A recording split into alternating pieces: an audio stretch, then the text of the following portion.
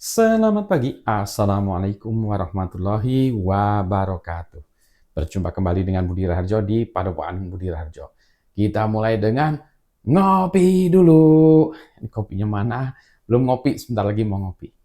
Eh, Masih soal IT ya, tentang kasus di sini baru-baru ini ada kasus kenanya ransomware sebuah pusat data nasional sementara Indonesia. Ransomware ya, ransomware. Nah, biasanya solusinya apa terhadap ransomware adalah dengan melakukan proses restore atau dengan mengembalikan data yang sudah disimpan, yang di backup. Nah, jadi kita bahas soal backup dan restore. Kebiasaan baik kalau kita membuat sebuah sistem apapun ya, baik untuk keperluan komersial atau pribadi, pribadi aja di backup ya, apalagi komersial, adalah melakukan proses backup secara berkala. Backup tuh maksudnya gimana sih?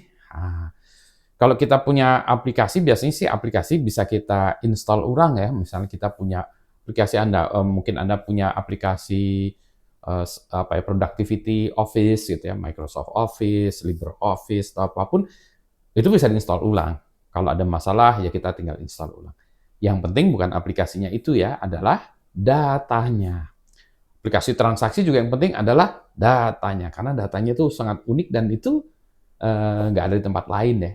Jadi kalau kita nulis, membuat skripsi, tesis, disertasi dan lain sebagainya, laporan, datanya kan yang penting ya. Kalau tadi aplikasinya bisa dikembalikan ulang, kalau datanya nggak bisa kalau hilang. Itulah secara berkala data itu harus kita backup. Nah, backup ini seringkali tidak dilakukan. Kenapa? Karena ya mungkin orang belum tahu aja ya bahwa backup itu penting. Kalau udah kejadian baru ketahuan gitu ya. Terus yang kedua, belum tahu caranya gimana melakukan backup ya. Ini masalah ketidaktahuan ya. Yang ketiga masalahnya malas gitu ya. Yang keempat kan malah susah ya, melakukan backup itu memang susah ya. Nanti kita bahas sedikit ya. Jadi backup tuh banyak sekali yang tidak dilakukan. Yang pertama itu tadi karena nggak tahu, yang kedua memang nggak mau gitu ya. Jadi mau dan nggak mau dengan alasan berbagai hal tadi. Yang pertama, nah, yang nggak tahu, nah sekarang saya kasih tahu, tahu. Kalau udah dikasih tahu pun orang masih ngeyel, masih belum mau. Saya sendiri pernah ngalami juga. Nah, ini kita bicara tentang offsite backup. Ya, offsite backup. Saya sendiri, kita loncat sedikit ya. Saya sendiri baru ngalami backup itu penting tuh karena pernah kejadian nih. Dulu saya pernah buat internet service provider, punya buat salah satu startup saya di Kanada dulu. Di Kanada tuh saya punya ISP kecil-kecilan, jalanin di ruko aja gitu ya, untuk kantor, maaf, untuk kota. Di kota kami itu, kotanya di Winnipeg, waktu itu saya buat ISP di sana. Nah itu, saya membuat data usernya, saya masukin dalam sistem, kemudian saya backup saat berkala. Backupnya waktu itu pakai tape. Jadi saya backup pakai tape, saya simpan di kantor. Suatu saat kami kemalingan. Karena ada maling juga ternyata. Kemalingan. Jadi disikat itu server kami. Jadi rukonya tuh yang atau ya dibobol, diambil. Mungkin juga dia juga nggak jual dan nggak dapat berapa juga lah ya. Itu ya servernya, karena server kami bukan server mahal ya, karena UMKM ya, startup waktu itu. Ini tahun saya lupa berapa ya, tahun 95 kali ya, 95. Nah yang mengesalkan bagi saya adalah backup-nya juga, tape backup-nya juga dicolong. Jadi dengan kata lain, kami nggak punya data ini customer kami. Luar biasa kan ya? Itulah saya baru mengerti kenapa backup penting dan kenapa harus ada offsite backup ya. Jadi pentingnya backup itu baru kerasa seperti itu. Ada lagi kasus mahasiswa saya waktu itu. Jadi ini pernah di kampus, kami Jumatan, lab kebuka, balik Jumatan, tiga notebook hilang, dicuri, dan CCTV menunjukkan bahwa notebooknya emang diambil orang. Terus kita sedih juga, tapi kenapa? Ada yang lebih sedih. Kenapa? Karena tugas akhir kalau nggak salah waktu itu, dia nggak di backup, notebooknya hilang.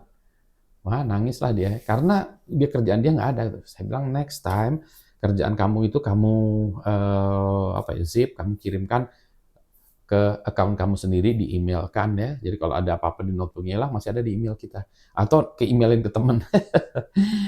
Juga ada faktor-faktor lain kan ya, kita bisa backup kalau sekarang ada Google Drive, dulu ada Dropbox, udah macam-macam ya jadi kita itu. Jadi secara berkala backup aja.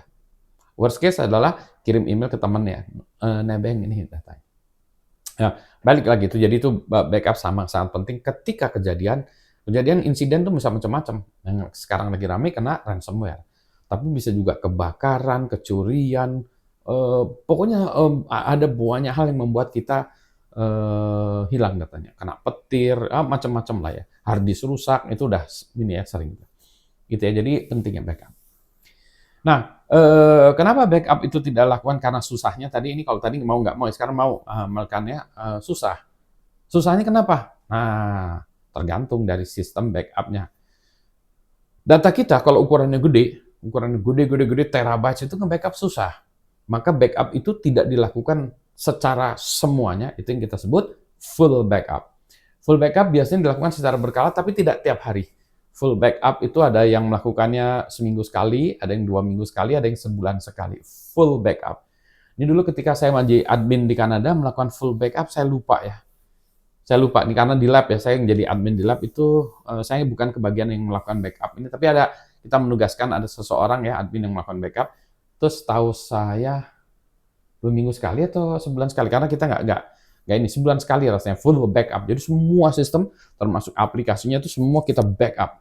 Jadi kalau hard disknya gede, ya itu gede juga nge-backupnya ya. Gede. Nah, nge-backup sistem yang gede, wah itu luar biasa lamanya. Ya. Dan sebetulnya pas ketika backup itu berlangsung ya, yang lain harus berhenti. Aplikasi nggak boleh jalan segala macam karena nanti filenya berubah ya. Ini nggak konsisten. Jadi di backup full backup. Jadi full backup itu jarang dilakukan, tapi itu dilakukan secara rutin hanya jedanya berapa sekali. Ada yang juga yang berikutnya lagi incremental backup. Incremental backup itu backup yang dilakukan secara berkala. Ada yang melakukannya sehari sekali. Dulu lab kami juga melakukannya sehari sekali, jadi ada incremental backup. Jadi incremental itu adalah perubahan yang terjadi hari ini. Jadi misalnya kita full backup ya, full backup, terus hari Seninnya incremental backup, Selasa incremental backup, jadi incremental backup, sampai katakanlah kalau full backup-nya seminggu sekali ya, at the end of minggu, full backup. Kalau 2 minggu sekali, itu ya tadi incremental, baru 2 minggu sekali, full backup. Jobret, full backup, seperti itu. Dan itu ada schedule-nya ya, yang kayak tadi itu. Itu ya, jadi incremental. Kenapa incremental? Karena dia lebih kecil. Perubahan yang dari hari-hari sebelumnya kan lebih kecil, tidak semuanya berubah ya. Jadi hanya perubahan itu. Nah, kalau itu, maka sistemnya harus memiliki fitur untuk melakukan incremental backup. Dia harus tahu perubahan yang terjadi dari hari sebelumnya. Jadi file apa saja, data apa saja yang berubah, ya itulah yang di backup ya. Jadi ada incremental. Tidak semuanya di dump full, tapi incremental backup. Gitu. Nah, medianya juga macam-macam dulu. Kalau dulu pakai tape ya, pakai tape yang itu ya, ada tape yang mulai yang gede, kecil. Dulu ada yang gede, terus mulai mengecil. Dulu saya terakhir itu pakai yang 8 mm ya, tape drive-nya. Dan itu dilakukan karena harganya masih mahal dulu ya untuk backup. Kan kita nggak mungkin membuat semuanya replicate persis gitu ya, karena secara biaya nggak memungkinkan ya, nggak mungkin kita punya 2 sistem ya. Pak, mobilnya 2 Pak. Kan kalau kita kayak punya mobil ya, mobilnya 1 itu terus, Pak kata supirnya, Pak belinya mobilnya 2 Pak. Kalau 1 nanti mogok masih ada 1 yang lain. Jadi 1 nongkrong di garasi, nggak diapa-apain, kecuali kalau lagi dibutuhkan. Nggak masuk akal kan ya.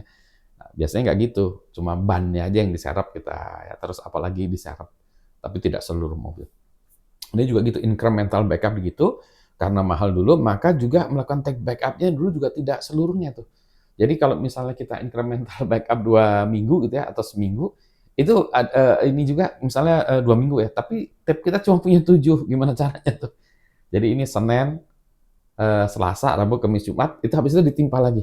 Nah, tapi tape-nya juga nggak diurut gitu, nggak diurut 1, 2, 3, 4, 1, gitu ya. Karena itu tadi itu secara statistik kalau gitu-gitu takutnya nanti ini yang bermasalah, ini bermasalah, jadi itu di tape-nya berubah-ubah ya. Tape nomor 1 hari Senin, tape nomor 3 hari Selasa, itu ada jadwalnya, ada schedule-nya. Jadi melakukan backup. Jadi kami punya operator dan ada jadwalnya. Jadi setiap malam mungkin katakanlah jam berapa? Jam 11 malam tugasnya adalah melakukan backup. Dia ngambil tape, hari ini nomor 7, masih tape nomor 7, ceklek, backup, jalanin software-nya. Nanti besoknya lagi, hari ini tape nomor 3, ceklek, backup. Hari ini tape nomor 6, ceklek, backup. Gitu. Jadi melakukan. Jadi incremental. Ya, jadi itu. Jadi itu melakukan backup segitu. Nah, sekarang backup juga macam-macam. Ada yang backup di remote exactly the same, hard disk ke hard disk, ada itu ya ke media lain. Ke media lain juga itu sebenarnya untuk masalah efisiensi aja. Harganya, masalah harga aja. Kan data kita sangat besar. Data saya aja pribadi udah bertera-tera, apalagi perusahaan, instansi. Sehingga tuh strategi backupnya bisa bermacam-macam. Anyway, itu soal backup. Nah, yang sering kelupaan adalah masalah restore, mengembalikan proses backup itu ketika dibutuhkan kita restore kembalikan. Nah, itu yang jarang dilakukan orang, ya. Karena orang-orang ada yang backup pernah melakukan restore nggak? Nggak, Pak, mudah-mudahan tidak pernah. Aduh, kenapa demikian? Ya, itu bismillah aja, Pak, gitu. Jadi orang-orang beranggapan bahwa kalau sudah di backup, itu nanti kalau ada masalah bisa kita restore lagi. Nah, kejadian juga pas mau di-restore, tape-nya rusak. Nggak tahu begitu tape-nya rusak. Atau teknologinya udah berubah. Kayak saya dulu, home directory saya yang dari dulu waktu di Kanada masih saya backup-nya masih ada. Tape drive-nya udah nggak ada. Jadi saya nggak bisa nge-restore. Ya, jadi dia restore juga, jadi ada upaya untuk melakukan proses restore, itu harus dites ya, datanya benarkah terbackup. Karena kejadian juga di tempat kami nih dulu. Jadi orang nge-backup kan operator tadi ya, ada jadwalnya melakukan backup, pasang-pasang ya. Jadi hari ini tape nomor 7 record, backup dia tinggal sambil nonton TV kan ya. Ini operator karena nge-backup tuh bisa lama, bisa jam-jaman, bisa 3 jam, 7 jam, 5 jam gitu. Jadi jeglek malam dia tinggal terus dia nonton TV lah atau kerja lah gitu. Nanti habis itu diambil udah selesai. Ternyata beberapa hari backup-nya itu proses backup-nya nggak jalan karena ada satu error di software-nya atau apa. Untung ketahuan. Ya. Kalau nggak pas proses restore yang di backup-nya nggak ada. Kenapa ketahuannya? Ya, karena ada proses audit untuk melakukan restore. Nah, restore itu jangan dilakukan. Saya aja ini ya kalau selain tempat sendiri ya di tempat klien juga tidak banyak klien yang pernah melakukan upaya untuk restore. Setidaknya ada 2 sih yang melakukan secara rutin ya, percobaan untuk melakukan restore. Nah, yang lain-lain juga harus melakukan demikian. Jadi gini, sehingga nih udah panjang deh. Sehingga kalau kita kena insiden, apakah itu ransomware, kebakaran, dicolong kayak kasus saya tadi ya, hardware-nya rusak, macam-macam gitu, maka kita bisa melakukan proses restore. Ya.